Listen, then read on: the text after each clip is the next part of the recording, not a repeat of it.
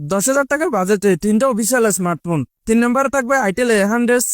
যারা চমৎকার ডিজাইনের একটা ফোন খুঁজে থাকেন তারা এই ফোনটা নিতে পারেন। এই ফোনে 90 হার্জ রিফ্রেশ টোলা IPS LCD ডিসপ্লে পেয়ে যাবেন। 5000 mAh ব্যাটারির সাথে 10 ওয়াটের চার্জার বক্সে পেয়ে যাবেন। এই ফোনে প্রসেসর থাকতেছে ইউনিসিসি T7100। আপনারা এই ফোনের 64GB ভেরিয়েন্ট 7,790 টাকায় পেয়ে যাবেন। 2 নম্বরে থাকবে Honor Play 10। এই ফোনে আপনারা পেয়ে যাবেন 90 হার্জ রিফ্রেশ টোলা একটি বড় LCD ডিসপ্লে, 5000 mAh ব্যাটারির সাথে বক্সে পেয়ে যাবেন 10 ওয়াটের চার্জার। পারফরমেন্সের জন্য ফোনটিতে ইউজ করা হয়েছে MediaTek Helio G81 প্রসেসর। বর্তমানে এই ফোনের 428GB ভেরিয়েন্ট আপনারা অফিসিয়ালি 10,999 টাকা পেয়ে যাবেন। 1 নম্বরে থাকবে টেকনো স্পার্ক Go 2। 10,000 টাকা বাজেটে যারা একটা সবকিছুর ব্যালেন্স বা একে অলরাউন্ডার ফোন খুঁজেন তারা এই ফোনটা দেখতে পারেন। এবং 120 হার্জ রিফ্রেশ টোলা IPS LCD ডিসপ্লে পেয়ে যাবেন। 5000 mAh ব্যাটারির সাথে 15 ওয়াটের কুইক চার্জার বক্সে পেয়ে যাবেন। এছাড়া এই ফোনে IP64 রেটিংও দেওয়া হয়েছে। প্রস্তুত আছে ইউনিসিসি T7250।